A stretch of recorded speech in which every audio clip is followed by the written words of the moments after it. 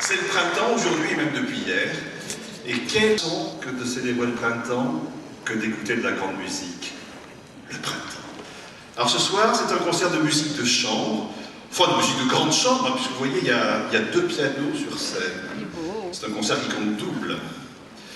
Et pour donner l'idée de cette musique de chambre, nous avons installé un petit coin cosy ici, sur lequel je pourrais accueillir des invités. Enfin, je ne peux pas accueillir toute la salle, bien sûr.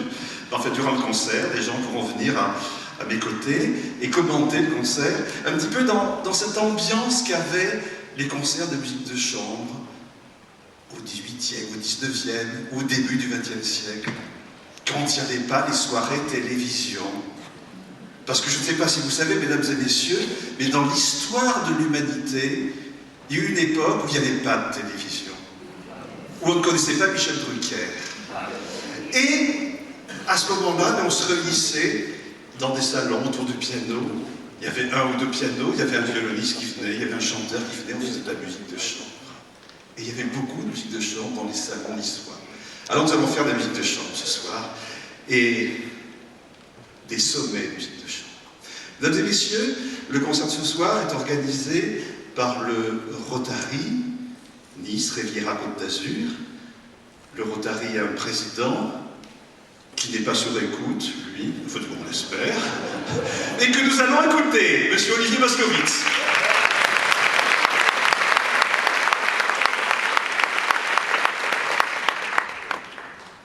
Mesdames et messieurs, chers amis rotariens, chers amis rotaraciens, je vous remercie pour votre présence à ce concert donné en soutien à l'association Enfants et Santé et au combat qu'elle mène contre les cancers des enfants. Je profite de l'occasion qui m'est donnée pour dire toute mon admiration pour le travail accompli par les membres de cette association et par son président, M. Germaine, président d'Enfants et Santé, Provence-Côte d'Azur, Corse. Je remercie également la ville de Nice, l'Opéra de Nice et son directeur, M. Renaudot, pour avoir permis l'organisation de ce concert dans cette prestigieuse salle. Et bien sûr, je remercie Olga Menac, Nicolas Brinquier, Nicolas Dautricourt et André Perret de mettre ce soir leur talent au service de cette cause. Ce concert est organisé par le club Rotaract Nice Baie des Anges et par le Rotary Club Nice Riviera Côte d'Azur, que j'ai donc l'honneur de présider cette année. Je suis sûr que vous avez déjà entendu parler du Rotary ou que vous avez déjà aperçu notre logo, cette roue dentée, symbole de la transmission de l'énergie que nous portons fièrement à nos boutonnières. Mais peut-être que vous ne savez pas très bien ce qu'est le Rotary et ce qu'il fait. Ce serait pourtant un paradoxe, car le Rotary International compte parmi les plus grandes ONG du monde. Le Rotary International est représenté dans de nombreuses organisations intergouvernementales, comme l'ONU, l'Union africaine, le Conseil de l'Europe ou la Banque mondiale. Et on estime que le Rotary International reverse chaque année près de 3 milliards d'euros à des associations comme Enfants et Santé. Mais en même temps, ce serait un paradoxe compréhensible, car l'essentiel de l'activité du Rotary International est constitué de milliers de manifestations comme celle-ci, organisées par les milliers de clubs présents dans pratiquement tous les pays du monde. Des manifestations destinées aussi bien à venir en aide à des victimes de catastrophes qu'à lutter contre la maladie, contre l'illettrisme, contre la faim ou à militer en faveur de la paix. Des manifestations à l'impact local, mais à l'échelle de la planète. Car le Rotary International n'hésite pas à s'attaquer aux fléaux globaux que sont la violence, la misère ou la maladie. Alors, me direz-vous, est-ce vraiment raisonnable? Pourquoi se fixer des objectifs aussi ambitieux que l'entente internationale, la bonne volonté et la paix? Parce que nous sommes des révolutionnaires ou des rêveurs? Probablement pas. Les Rotariens, pour la plupart, sont des gens sérieux. Les Rotariens sont des professionnels, des dirigeants responsables économiquement, socialement et déontologiquement. Mais je crois que les Rotariens sont aussi des gens qui obéissent à la fois à leur cœur et à leurs raisons. Et ce sont des gens qui ont décidé d'agir. Agir avec le Rotary pour changer des vies. Car si c'est sans doute une obligation morale d'agir pour soulager les souffrances et faire le bien quand on en a les capacités et les moyens, c'est aussi bien sûr l'intérêt général. Combien de Mozart, combien d'Einstein, combien de Steve Jobs, combien de gens comme vous et moi naissent dans des circonstances ou des endroits dans lesquels, même s'ils survivent aux maladies infantiles ou à la guerre, ils n'auront probablement aucune chance de s'épanouir et de nous faire profiter de leur talent. Depuis 25 ans, la priorité du Rotary International est l'éradication de la polio. Pendant cette période, le nombre de nouveaux cas est passé de 350 000 par an à moins de 400 l'année dernière. Les souffrances et les malheurs épargnés à des millions d'enfants justifient largement, à eux seuls, l'engagement de tous les Rotariens du monde. Mais savez-vous que l'on estime aussi que l'éradication de la polio permettra à la communauté internationale d'économiser 50 milliards d'euros en 20 ans, et des milliards qui profiteront surtout aux pays les plus pauvres. Car croyez-vous que ce soit un hasard si les quelques pays où la polio résiste encore sont justement des pays pauvres et en guerre?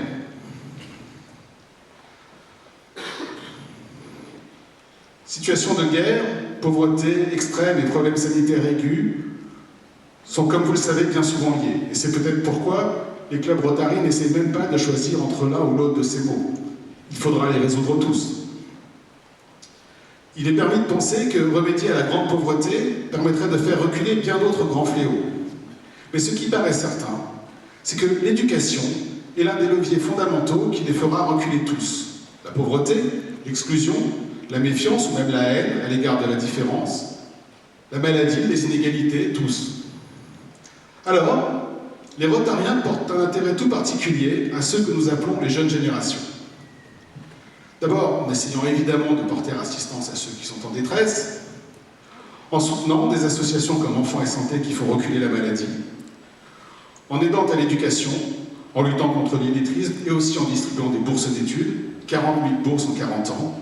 Il faut savoir que la Fondation Rotary est la plus importante fondation privée en matière de bourses éducatives. Nous le faisons aussi en permettant chaque année à 6 000 lycéens de passer une année scolaire dans un pays étranger, ou encore en proposant à des étudiants ou de jeunes actifs des stages de développement personnel qui les aideront à débuter leur carrière.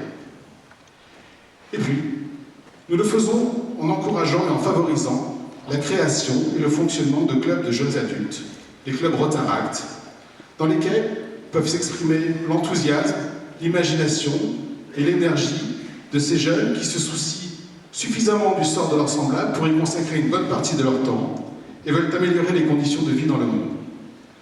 C'est pourquoi c'est avec très grand plaisir que je vais maintenant laisser la parole à Tamara Brizard, présidente du club Rotaract Nice Baie des Anges.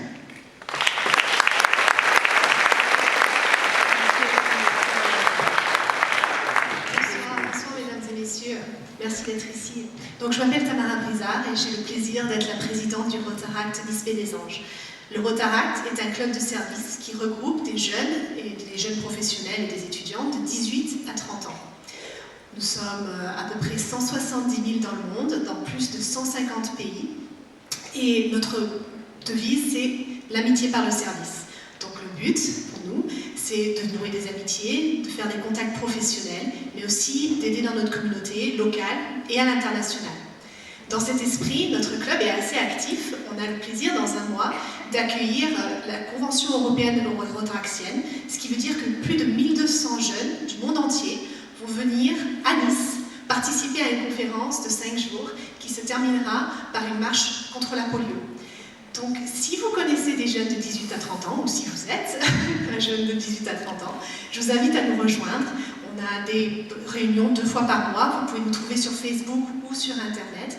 Et si vous voulez venir marcher avec nous pour la polio, contre la polio plutôt, à n'importe quel âge, venez nous rejoindre sur Facebook, vous inscrire pour cette marche. Et ensemble, on peut faire une différence dans notre communauté et dans le monde.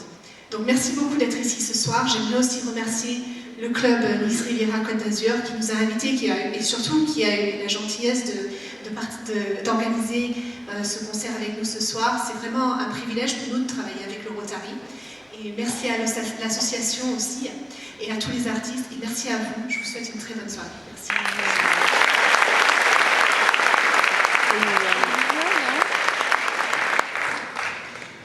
Oui, alors donc nous passons la parole à M. Jean-Claude Germaine qui préside cette association qui fait tant de bien aux enfants cancer santé. Et puis avant de vous passer la parole, je peux signaler que la présidente de Rotaract fait un métier qui ne l'habitue pas à être sur la scène des opéras ou des théâtres, puisqu'elle est ingénieure en robotique sous-marine. C'était pas extraordinaire? Ça s'applaudit.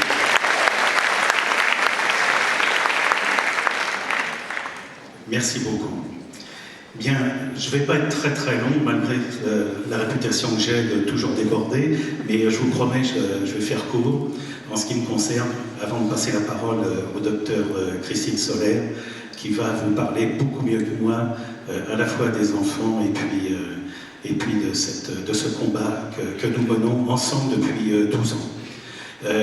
On mène ce combat pour des enfants injustement touchés par le cancer ou la leucémie, pour qu'ils guérissent plus, c'est-à-dire qu'il y ait effectivement moins d'enfants qui meurent, puisque malheureusement il y a encore 20 à 25% d'enfants qui meurent de cancer aujourd'hui en France, qui guérissent mieux, c'est-à-dire avec des meilleurs, non pas des soins, parce que les soins ils sont remarquables, mais en tous les cas, on essaye d'améliorer par le financement de la recherche en cancérologie pédiatrique des nouveaux traitements spécifiques pour les enfants et des nouveaux protocoles. Ça c'est très très important pour justement leur permettre une guérison, surtout sur des cancers lourds, des tumeurs lourdes. Et puis avec le moins de séquelles possible. Ça c'est très important aussi parce qu'un enfant qui guérit du cancer, il est en général encore, et on l'espère, il sera là pendant 60, 70, 80 ans, il aura une vie d'adulte, et ce qui est important c'est qu'il puisse avoir cette vie d'adulte sans séquelles ou avec des séquelles très limitées.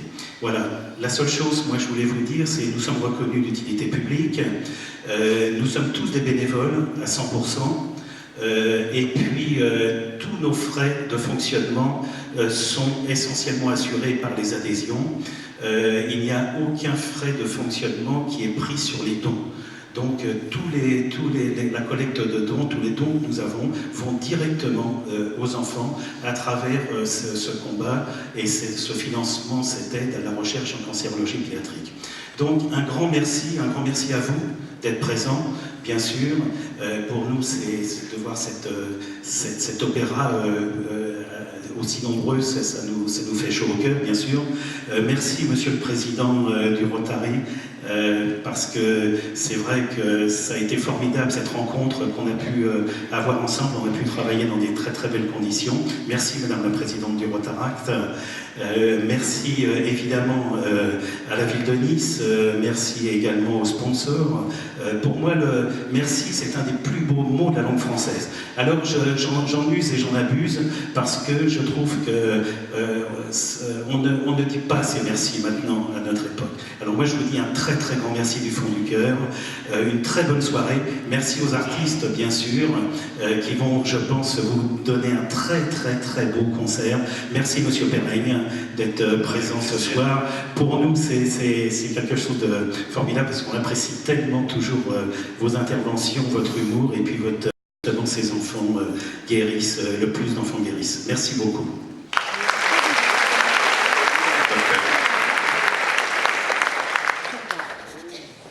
Bonsoir.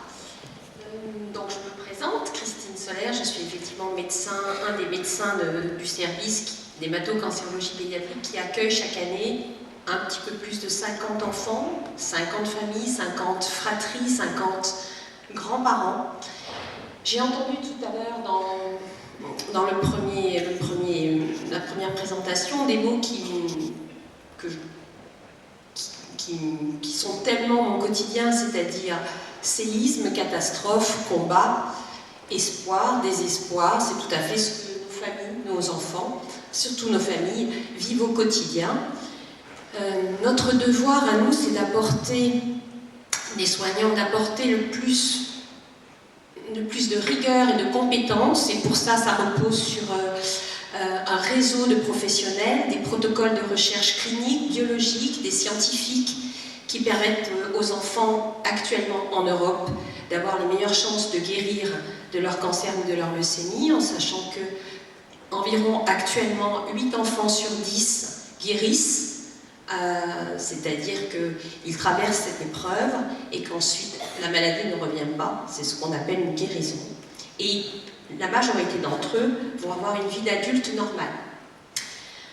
Enfants et Santé est une locomotive qui a permis de prendre en route la recherche clinique qui était déjà bien sûr faite. On ne peut pas faire ce métier de médecin sans faire de la recherche clinique pour améliorer les taux de guérison. Mais c'est une vraie locomotive qui a permis de passer l'accélérateur en apportant un financement dans les protocoles de recherche biologique et clinique.